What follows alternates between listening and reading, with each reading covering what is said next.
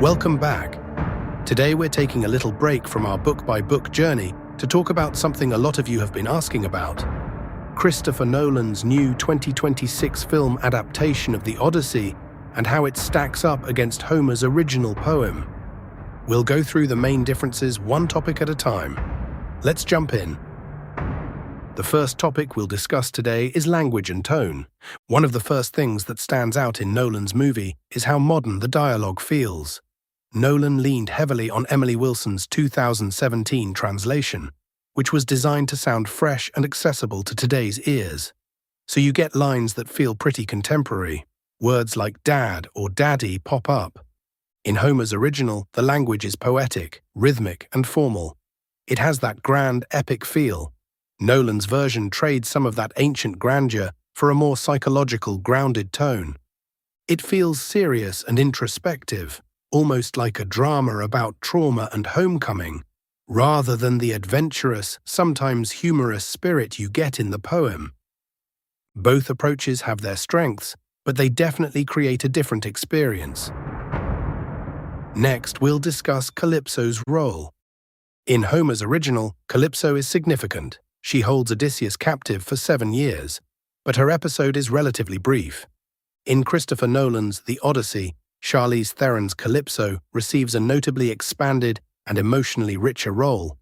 The sequence explores deeper themes of time, isolation, longing, and temptation, turning the island into a haunting, introspective chapter.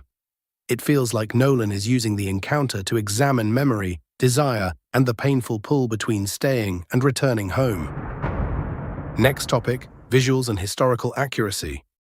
This has sparked a fair bit of conversation, and turns out it's been a bigger point of the discussion on differences. Nolan went with a real Viking-style longship for practical filming reasons, and some of the giant cannibals, the Lestrygonians, show up in armor that looks more medieval than Bronze Age. The overall look is big, cinematic, and epic. In contrast, Homer describes simpler black-hulled ships from the Mycenaean period. Some people love the grand filmmaking approach that Nolan is known for, its practical and large-scale, while others feel it takes them out of the ancient Greek world a bit. It's a classic adaptation choice. Prioritize what works on screen versus strict historical accuracy. The next topic is the most controversial of all: casting and interpretation. The cast is diverse. Some are excited to see the casting in Nolan's adaptation, and others not so much.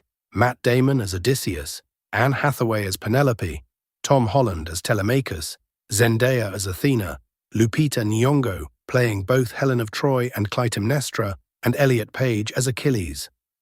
A lot of people have pointed out what they see as woke casting choices here, especially with Achilles being played by a woman. At the end of the day, this is about artistic interpretation. Nolan seems to have taken more liberties than any filmmaker thus far. The real question for each of us is whether those choices honor the spirit of the original or pull the story in a noticeably different direction. Our last topic of discussion, the structure and overall themes. Nolan really leans into the poem's natural storytelling frame, Odysseus recounting his adventures to the Phaeacians, which plays right into Christopher Nolan's love for non-linear narratives.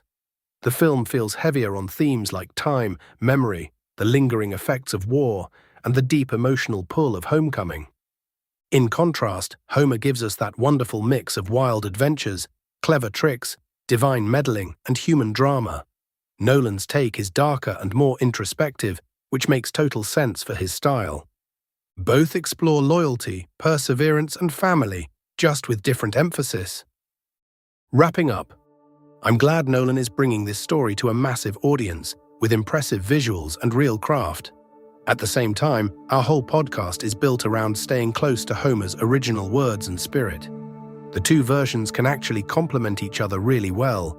The movie might even make you appreciate the poem more, or the other way around. I'd love to hear what you think. Have you seen the film? Which differences stood out to you? Drop a comment or send a message. Next time we'll get back to the poem with Book 11 and Odysseus's journey into the underworld. Until then, keep journeying home.